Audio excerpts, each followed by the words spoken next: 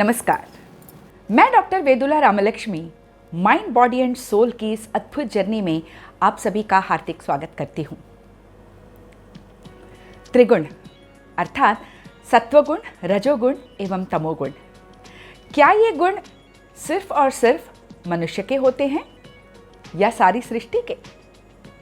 वास्तव में सारी सृष्टि जो प्रकृति रूप से अवस्थित है, जिसे प्रकृति कहते हैं, इन तीनों गुणों से युक्त होती है।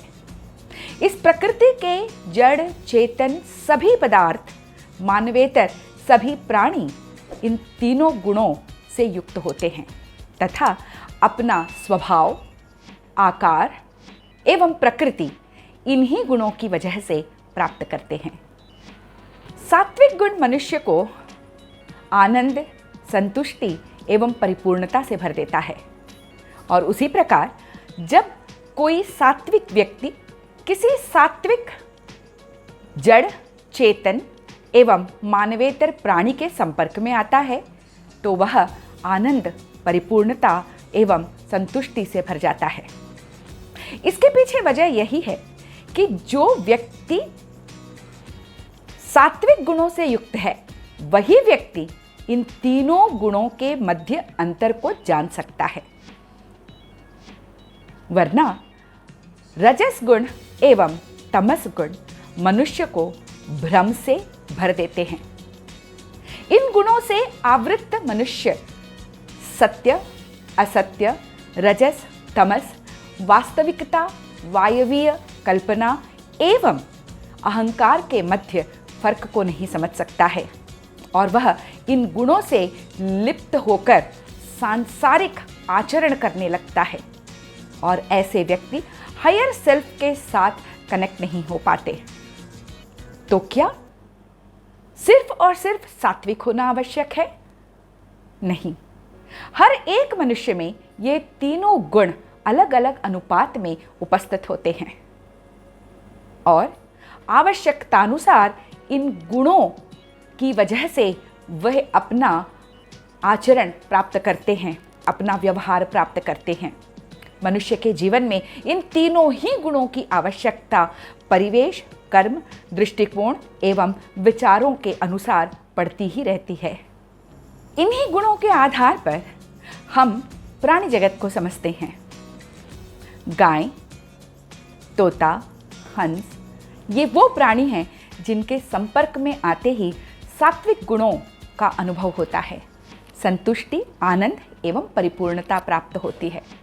घोड़ा, हाथी, बैल जैसे प्राणी गतिशीलता को प्रदान करते हैं और हमारे जीवन को कर्ममय बनाने में सहायक सिद्ध होते हैं। और वहीं उल्लू, सियार, सर्प आदि प्राणी क्रूरता, आलस्य से भरकर तमोगुण की श्रेणी में आ जाते हैं। सत्वगुण से युक्त मनुष्य ही जान पाता है कि तुलसी के पौधे से शांति मिलती है, पवित्रता मिलती है और संपूर्णता और परिपूर्णता का अनुभव होता है।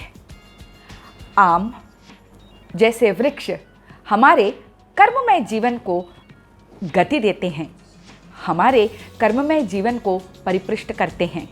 वहीं नागफनी एवं धतूरे जैसे वृक्ष आलस एवं कर्महीनता की वजह से जीवन को स्थिर बना देते हैं और जहाँ जीवन में स्थिरता आ जाती है वहाँ जीवन तामसिक गुणों से युक्त हो जाता है।